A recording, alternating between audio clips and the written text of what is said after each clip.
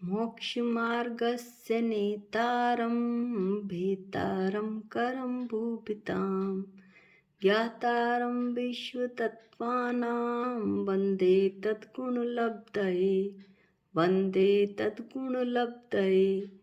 इस प्रकार तत्वा सूत्र का मंगलाचरण करके हम उन मास्टर की के उन शब्दों का अध्ययन करते हैं जिनके 5 भेद हैं। आज जो हम पहला शब्द लेंगे वो है पंच प्रावर्तन। पंच प्रावर्तन 5 प्रकार का होता है: द्रव्य, क्षेत्र, काल, भव और भाव। यह संसार अथाह है, अनादि काल से है, अनंत काल तक रहेगा। प्रत्येक संसारी जीव ने 5 प्रकार के प्रावर्तन अनंत बार किए हैं। ये पंच प्रावर्तन इस तरह के होते हैं। पहला, द्रव्य परिवर्तन। द्रव्य परिवर्तन या द्रव्य प्रावर्तन। जीव द्रव्य अनंत हैं, पुद्गल द्रव्य उससे भी अनंत गुना विशाल हैं। प्रत्येक जीव ने समस्त पुद्गल परमाणुओं को और उनके समूह स्कंद को कर्म से ग्रहण करके व भोग कर छोड़ा है। इस तरह हम सभी ने ऐसे द्रव्य प्रावर्तन अनंत बार किया है। दूसरा है क्षेत्र प्रावर्तन। इस असंख्य प्रदेशी लोकाकाश का कोई भी ऐसा प्रदेश नहीं जहाँ पर मैं कर्म से उत्पन्न न हुआ हूँ। इस तरह क्षेत्र प्रावर्तन से मैंने द्रव्य प्रावर्तन से भी अनंत काल बिताया है। इस क्षेत्र प्रावर्तन में मैं कर्म से उत्पन्न हुआ हूँ ऐसा बताया जाता है। काल प्रावर्तन उत्सर्पणी। ये एक ऐसा युग है जिसमें आयु, शरीर और सुख बढ़ते जाते हैं। अवसर्पणी। ये एक ऐसा युग है जिसमें आयु, शरीर और सुख घटते जाते हैं। वर्तमान में अवसर्पणी युग का 5वां काल चल रहा है और हिंदू मान्यता के अनुसार कलयुग चल रहा है। शास्त्रों के अनुसार इन दोनों युगों के सूक्ष्म समयों में कोई भी एक भी समय ऐसा शेष नहीं रहा जिसमें इस जीव ने कर्म से जन्म और मरण न किया हो। इस एक काल प्रावर्तन में क्षेत्र प्रावर्तन से भी अधिक अनंत काल हम सभी ने बिताया है। चौथा है भव प्रावर्तन। 4 गतियों की 84 लाख योनियों में से प्रत्येक में यहाँ तक कि निगोद से लेकर 9वें ग्रेवक तक की प्रत्येक योनि में इस जीव ने कर्म से भव धारण किया है। इस एक भव परिवर्तन में काल प्रावर्तन से भी अनंत काल बीता है। ऐसे भव प्रावर्तन प्रत्येक जीव ने अनंत बार किए हैं। ऐसे भव प्रावर्तन प्रत्येक जीव ने अनंत बार किए हैं। 5वां है भाव प्रावर्तन। इस जीव ने भाव प्रावर्तन में 8 कर्मों के बंधने योग्य सभी भावों को प्राप्त किया है। एक एक भाव प्रावर्तन में भव प्रावर्तन से भी अनंत गुना अधिक काल बीतता है। इस तरह से पहले से 5वें प्रावर्तन तक प्रत्येक प्रावर्तन में पिछले से अनंत गुना ज्यादा काल बीतता है। इस तरह हमने 5 प्रावर्तन पढ़े: द्रव्य, क्षेत्र, काल, भाव और भव। अब हम जो अगला शब्द लेते हैं वो है स्वाध्याय तप। ये भी 5 प्रकार का होता है: वाचना, पृच्छना, अनुप्रेक्षा, आमनाएं और धर्मोपदेश। स्वाध्याय से सम्यक ज्ञान की वृद्धि होती है, वैराग्य बढ़ता है, ज्ञान में निर्मलता आती है, तप बढ़ता है, कषायों को जीता जाता है, इंद्रियों को वश में किया जाता है, संशय का नाश होता है और ज्ञान की स्थिरता बढ़ती है। इसलिए स्वाध्याय करना अत्यंत हितकारी और आवश्यक है। 5 भेदों में से पहला भेद है वाचना। धर्म के इच्छुक विनयशील पात्रों को ग्रंथ, उसका अर्थ या दोनों का निर्दोष रीति से पढ़ाना या स्वयं पढ़ना वाचना है। पृछना, संशय को दूर करने के लिए अथवा निश्चय को दृढ़ करने के लिए विशिष्ट ज्ञानियों से प्रश्न पूछना, सो पृछना है। अपना उच्चपना प्रकट करने के लिए, किसी को हराने के लिए, दूसरे को हास्य करने के लिए आदि खोटे परिणामों से प्रश्न करना पृछना स्वाध्याय नहीं है। अनुप्रेक्षा, जाने वे अर्थ का बार बार मन से विचार करना, सो अनुप्रेक्षा है। आमनाए, पठित पाठ को पुनः पुनः शुद्धता पूर्वक उच्चारण करना, याद करना आमनाए हैं।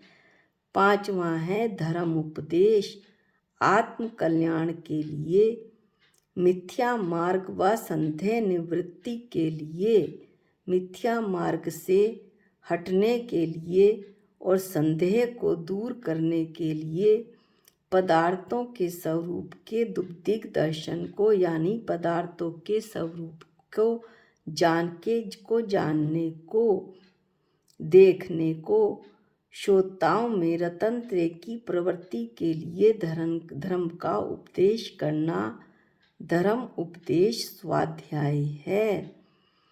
इस तरह से हमने स्वाध्याय तप के 5 भेद पढ़े, वाचना, पृछना, अनुप्रेक्षा, आमनाएं और धर्म उपदेश। अब जो हम अगला शब्द लेते हैं वो है निर्गंत साधु। निर्गंत साधु 5 प्रकार के होते हैं। पुलाक, बकुल, कुशील, निर्गंत और स्नातक।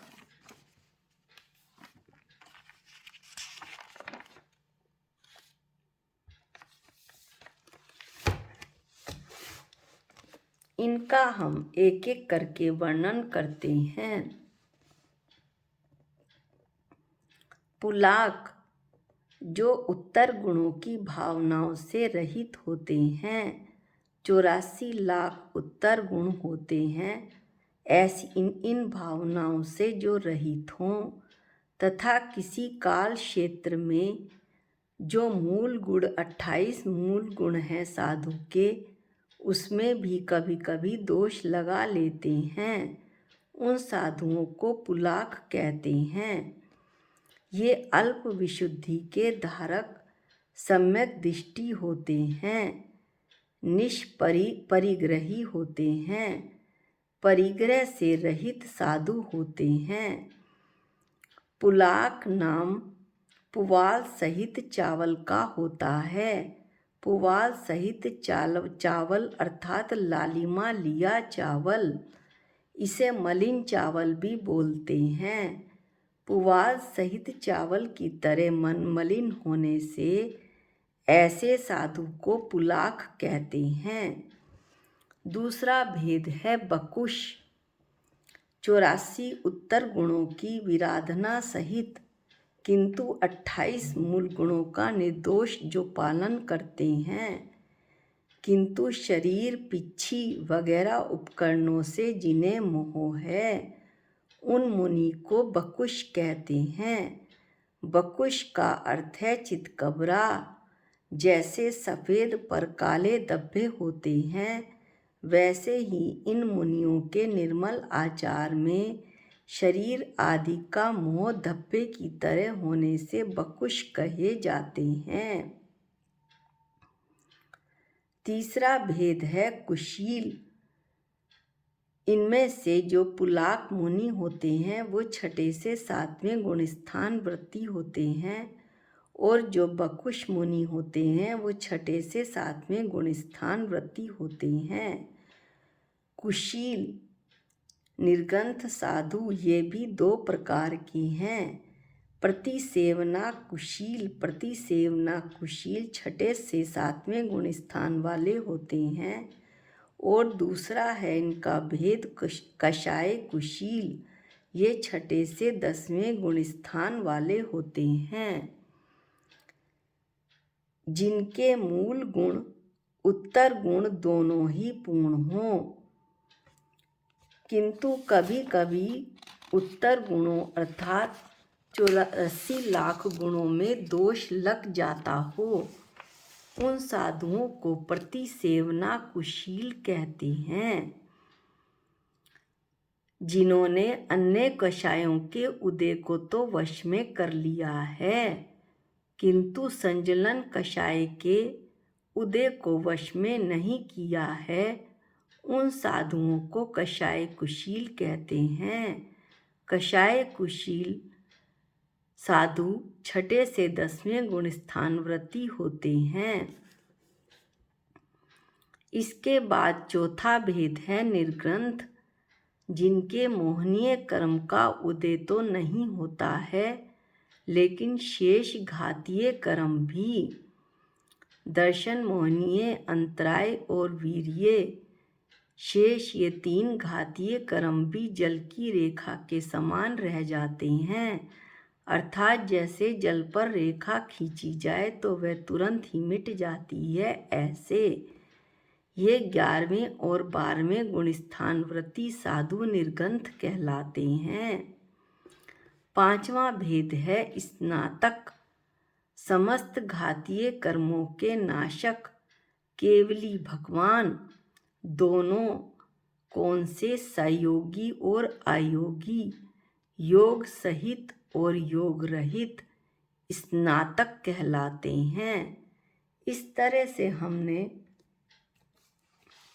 निर्घंत साधु के 5 भेदों का वर्णन किया। पुलाक, बकुल, कुशील, निर्ग्रंथ और स्नातक, ये पांचों ही जिन पांचों का अभी वर्णन किया है, इस प्रकार के 5 प्रकार के मुनिराज सम्यक दृष्टि होते हैं और 24 परिग्रहों से रहित होते हैं, परिग्रह त्यागी होते हैं। इसलिए चारित्र की हीन अधिकता होने पर भी इन पांचों को ही निर्ग्रंथ कहा जाता है। इस तरह से आज हमने कुछ शब्दों का अध्ययन किया। प्रावर्तन, स्वाध्याय तप और निर्ग्रंथ साधु। इसके बाद अगले शब्दों का अध्ययन हम अगले वीडियो में करेंगे। आज के लिए इतना ही। निज निधि निज में बताई, ये अनंत उपकार है, इसके लिए जिन वाणी माँ को वंदनानंत बार है, वंदनानंत बार है। सबको जय जिनेंद्र।